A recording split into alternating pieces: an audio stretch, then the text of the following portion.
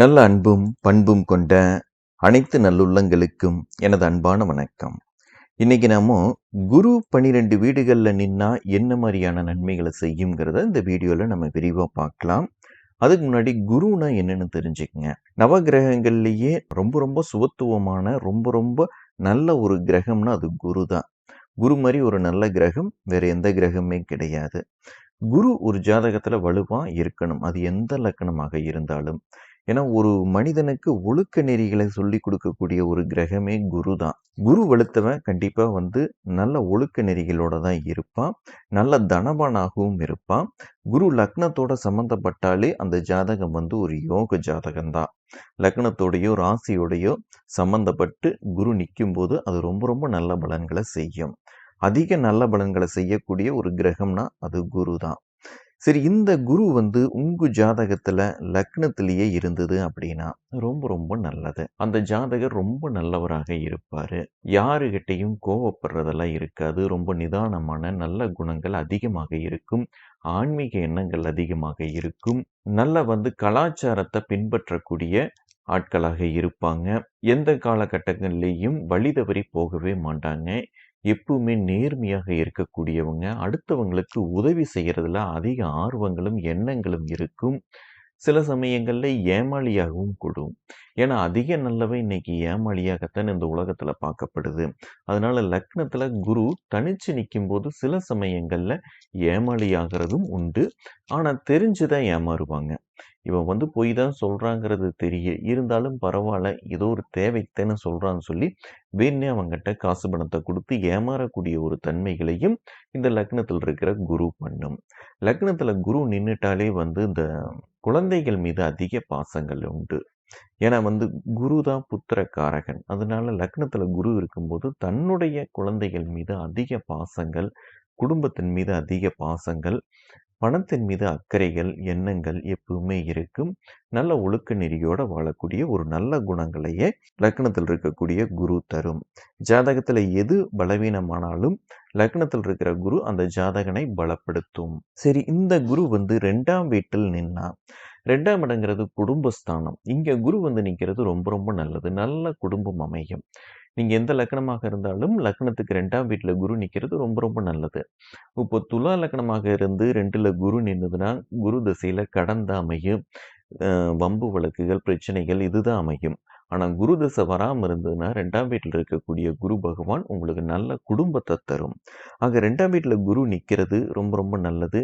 இந்த 2ல குரு நிக்கிறவங்க சொல்லி கொடுக்கக்கூடிய துறைகள்ல தான் அதிகமா இருப்பாங்க. தனிச்சு 2ல குரு நின்னுது அப்படின்னா வாத்தியார் தொழில் இருக்கிறதுக்கு ரொம்பவுமே பொருத்தமானவங்களாக இருப்பாங்க. இது கூட சனி கேது சேர்ந்ததுன்னா ஆன்மீக சொற்பொழிவு பேசுறதுல ரொம்ப ஆர்வங்கள் இருக்கும்.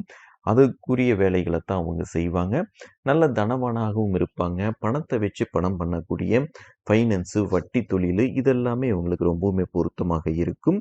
அதே சமயம் வங்கி துறைகள்லையும் வேலை பார்க்கறதுக்கான அமைப்புகளையும் இது ஏற்படுத்தி தரும்.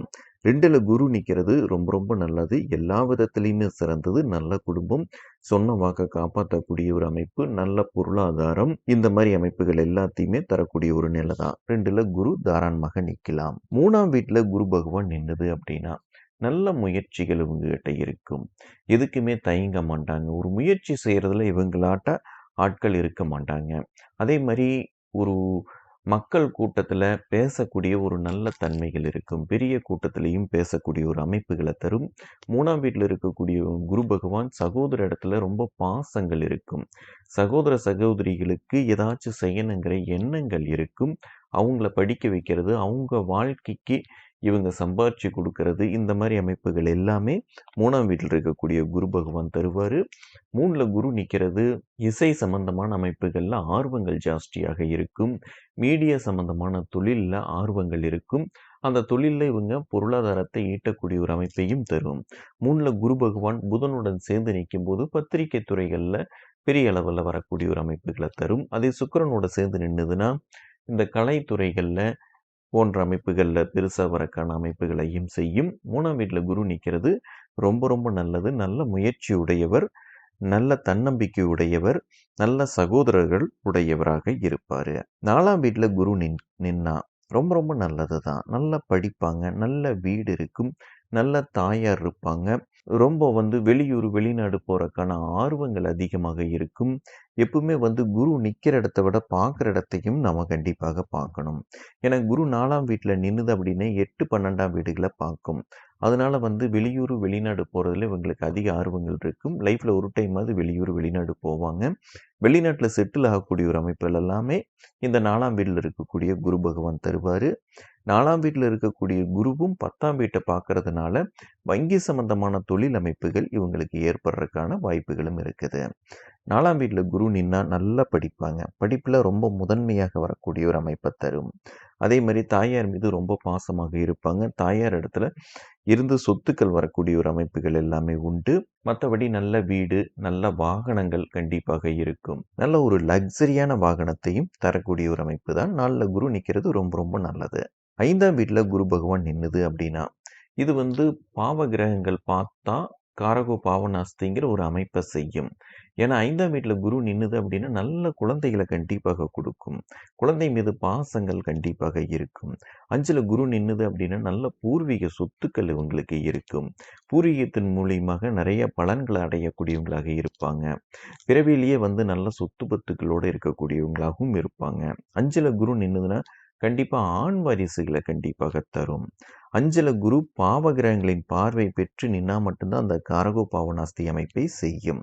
அதே சமயம் 5ல குரு வளர்பிறை சந்திரனுடன் சேர்ந்து நின்னாலும் சில சமயங்கள்ல அந்த காரகோ பாவனாஸ்தி அமைப்பை செய்யும். அதாவது குழந்தைகள் தாமதமாகிறது, குழந்தைகள் இல்லாமல் போறது, இந்த மாதிரி அமைப்புகள் எல்லாமே செய்யும். 5ல குரு வளர்பிறை சந்திரனுடன், அதாவது பௌர்ணமி சந்திரனை உடன் சேர்ந்து நிக்கும்போது தான் இந்த அமைப்புகளை செய்யும். இதுக்கும் பாவகிரகங்கள் பார்வை பெற்றது அப்படின்னா அந்த அமைப்புகளும் இருக்காது. ஏன்னா அதிக சுபத்துவமாகிற இடமும் சில சமயம் கெடும். 5ல குரு நிக்கிறது ரொம்ப ரொம்ப அதிர்ஷ்டமான ஆளாக இருப்பாங்க. இவங்க ஒரு விஷயத்த தொடங்குனாங்கன்னா அந்த விஷயம் ரொம்ப சக்சஸ்ஃபுல்லா இருக்கும். ஒரு கடையில போய் முதல்ல இவங்க பொருள் வாங்குனாங்கன்னா அந்த அன்னைக்கு வியாபாரம் ரொம்ப நல்லா இருக்கு. அந்த மாதிரி அதிர்ஷ்டமான ஆட்களாக இருப்பாங்க 5ல குரு இருக்கிறவங்க. 6ஆம் வீட்ல குரு நின்னுது அப்படின்னா இதுவும் ரொம்ப ரொம்ப நல்லது. பொதுவா ஒரு சுப கிரகம் எங்க நின்னாலும் அந்த வீட்டுக்குரிய நல்ல பலன்களை கண்டிப்பாக செய்யும். ஆனா 6ஆம் வீட்ல குரு நிக்கும்போது கடன் கண்டிப்பாக இருக்கும். அதே சமயம் நல்ல வேலை இருக்கும். வங்கியில வேலை பார்க்கக்கூடியவங்களாக இருப்பாங்க. இல்ல சொல்லிக் கொடுக்கக்கூடிய வேலைகள் செய்வாங்க. ஃபைனான்ஸ்ல வேலை பார்ப்பாங்க. இல்ல ஃபைனான்ஸ் பண்ணக்கூடிய ஆட்களாகவும் இருப்பாங்க. 6ஆம் வீட்ல குரு நிக்கும்போது கண்டிப்பா கடன்கிற ஒரு அமைப்பு மட்டும்தான் இருக்கும். நோய் நொடிகள் எதுவுமே இருக்காது. அதே மாரி நல்ல வேலை இருக்கும். வேலை செய்றதுல ஆர்வங்கள் ஜாஸ்தியாக இருக்கும். இவங்கள மாரி வேலை செய்யக்கூடிய ஆட்கள் யாருமே கிடைக்க மாட்டாங்க. இந்த மாரி 6ல குரு நிக்கிற ஆட்கள வேலைக்கு சேர்த்துக்கிட்ட முதலாளி குடுத்து வச்சவங்க. அந்த மாரி வேலையில ஆர்வமா, ரொம்ப நியாயமா, நேர்மையா வேலை பார்ப்பாங்க. 6ல குரு நிக்கிறது ரொம்ப ரொம்ப நல்லது. 7ஆம் வீட்ல குரு நின்னுதுன்னா, இது ரொம்ப ரொம்ப ஒரு சிறப்பான ஒரு அமைப்பு. பொதுவா 7ல குரு நின்னா லக்னத்த பார்க்கும். அப்போ அந்த ஜாதகர் ரொம்ப நல்லவராக இருப்பாரு, நேர்மையானவராக இருப்பாரு. 7ல குரு நிக்கிறவங்களுக்கு நல்ல ஒரு பாரம்பரியமான குடும்பத்திலிருந்து துணை வரும். இது எல்லா லக்னத்துக்குமே கண்டிப்பாக பொருந்தும். 7ல குரு நிக்கிறது ரொம்ப ரொம்ப நல்லது. குடும்ப வாழ்க்கை ரொம்ப நல்லா இருக்கும். அங்கதான் தனித்து நின்னா அல்லல் பல அப்படிங்கிற ஒரு பழமொழியும் உண்டு. தனிச்சு குரு நின்னாலும் கூட 7ஆம் வீட்ல கண்டிப்பா நல்ல துணை கிடைக்கும். துணை வந்ததுக்கு அப்புறம் நல்ல பொருளாதாரம் இருக்கும். வாழ்க்கையில நல்ல மாற்றங்கள் இருக்கும். ரொம்ப நேர்மையாகவும், நியாயமாகவும் நடந்துக்கூடியவங்களாக இருப்பாங்க. அதுக்கேத்த நல்ல குணமுள்ள துணையும் இவங்களுக்கு கிடைக்கும். ஆக 7ல குரு நிக்கிறது நம்ம எந்த விதமான நெகட்டிவ் பாயிண்ட்டுமே சொல்ல வேண்டியதில்ல. எல்லா விதத்திலயுமே ரொம்ப ரொம்ப நல்லது. வளர்பிறை சந்திரனுடன் சேராமல் இருக்கணும். அப்படி சேர்ந்து நின்னுது அப்படின்னா, திருமணம் ஆகுறதுல ரொம்ப தாமதங்கள் ஆகும். திருமணம் சில பேருக்கு ஆகாமலும் போகும். 7ல குரு பௌர்ணமி சந்திரனுடன் சேர்ந்து எந்த பாவர் பார்வையும் இல்லாமல் இருக்கிறது ரொம்பவுமே ஒரு குற்றம்தான். சரி, 8ஆம் வீட்ல குரு நின்னுது அப்படின்னா, 8ல குரு நின்னுதுன்னா நல்ல ஆயுள குடுக்கும். ஆயுளுக்கு எந்த விதமான பங்கத்தையும் தராது. கண்டிப்பா உள்ளூர் விட்டு வெளியூர் போய் இவங்கள வாழ வைக்கும். அதே மாரி எதிர்பாராத தனவரவுகள குடுக்கும். கண்டிப்பா சொல்லிக் கொடுக்கக்கூடிய துறைகள்ல இவங்க இருப்பாங்க. இல்லைன்னா ஃபைனான்ஸ் துறையில இருப்பாங்க. இல்ல குரு சார்ந்த அமைப்புகளுக்குள்ள இவங்க போறக்கான அமைப்புகள் உண்டு. நல்ல குடும்பம் உண்டு. நல்ல பொருளாதாரம் கண்டிப்பாக உண்டு. சொன்ன வாக்க காப்பாத்தக்கூடிய தன்மைகள் உண்டு. இந்த மாதிரி 8ல குரு நிற்கிறது எல்லா விதத்திலுமே ரொம்ப ரொம்ப சிறப்பு. உள்ளூர் விட்டு வெளியூர் போனாங்கன்னா இன்னும் கூடுதல் சிறப்பாக இவங்களுக்கு இருக்கும். எதிர்பாராத தனவரவுக்கு 8ஆம் வீட்டில் இருக்கக்கூடிய குரு பகவான் கண்டிப்பாக துணை நிற்கும். சரி, 9ஆம் வீட்டில் குரு நின்னுது அப்படின்னா இது ரொம்ப ரொம்ப அதிர்ஷ்டமான ஒரு அமைப்பு தான். ஏன்னா பாக்கியத்தில் குரு நல்ல தந்தை மூலியமாக நல்ல ஒரு வருமானம், தந்தை மீது அதிக பாசங்கள் இவங்களுக்கு இருக்கும். அதே மாதிரி தந்தை நல்ல செல்வந்தராகவும் இருப்பார். அவர் தந்தையோட பேச்சை கேட்டு நடக்கக்கூடிய பிள்ளையாக இவங்க இருப்பாங்க. 9ல குரு இருக்கிறவங்க. 9ல குரு நிற்கிறது எல்லா விதமான பாக்கியங்களையும் கண்டிப்பாக தரும். 9ல குரு நின்னுது அப்படின்னா ரொம்ப ரொம்ப நல்லது. நல்லா உழைப்பாங்க. உடல் உழைப்புக்கு என்னைக்குமே பயப்பட மாட்டாங்க. ரொம்ப சுறுசுறுப்பாக இருக்கக்கூடிய ஆட்களாகவும் இருப்பாங்க. உள்ளூர் வெளியூர் பிரயாணங்கள் எல்லாமே உங்களுக்கு ரொம்பவுமே லாபமாகவும் இருக்கும்.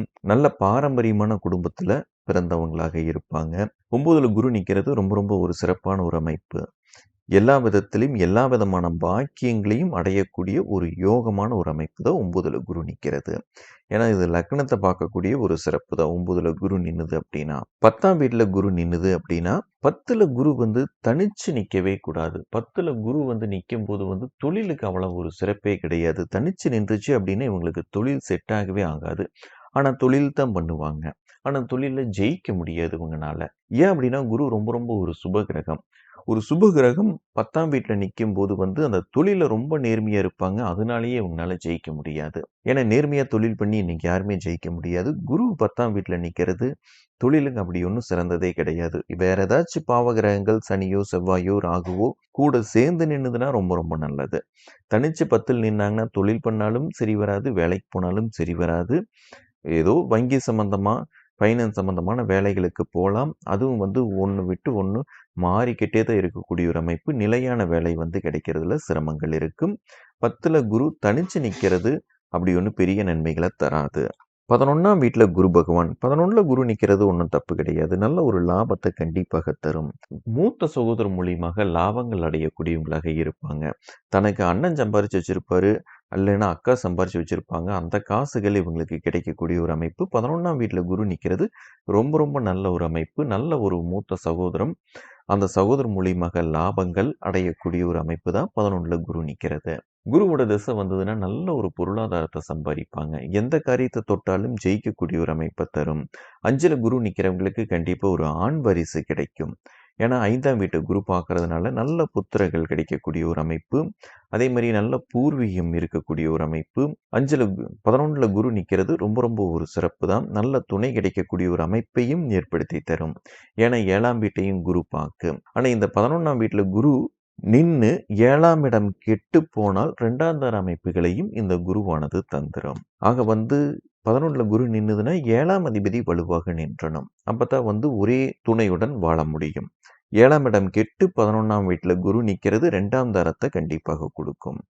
12ஆம் வீட்டில் குரு நின்னுதுன்னா ரொம்ப ரொம்ப நல்லது. ரொம்ப ஆன்மீக எண்ணங்கள் ஜாஸ்தியாக இருக்கும்.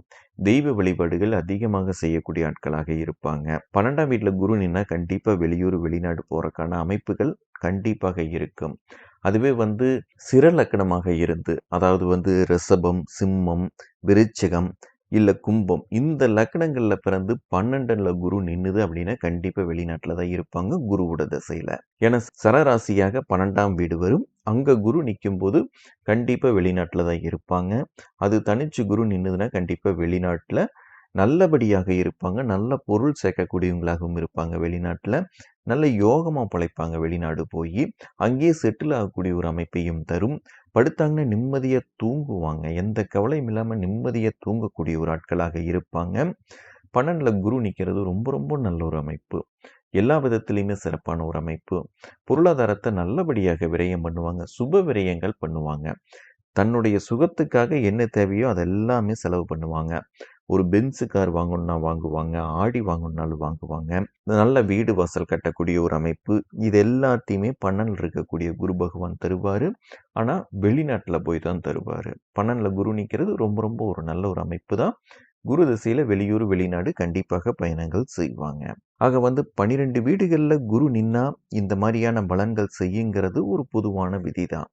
இது கூட இந்த குருவை பார்த்த கிரகங்கள், குருவுடன் சேர்ந்த கிரகங்கள், இதை எல்லாத்தையும் வைத்து தான் நம்ம வந்து பலன்கள் முழுமையாக சொல்ல முடியும். ஆனால் இந்த பேசிக்கை தெரிஞ்சுக்கிட்டிங்கன்னா முழுமையான பலன்களை நம்ம ஈஸியாக சொல்லிட முடியும்.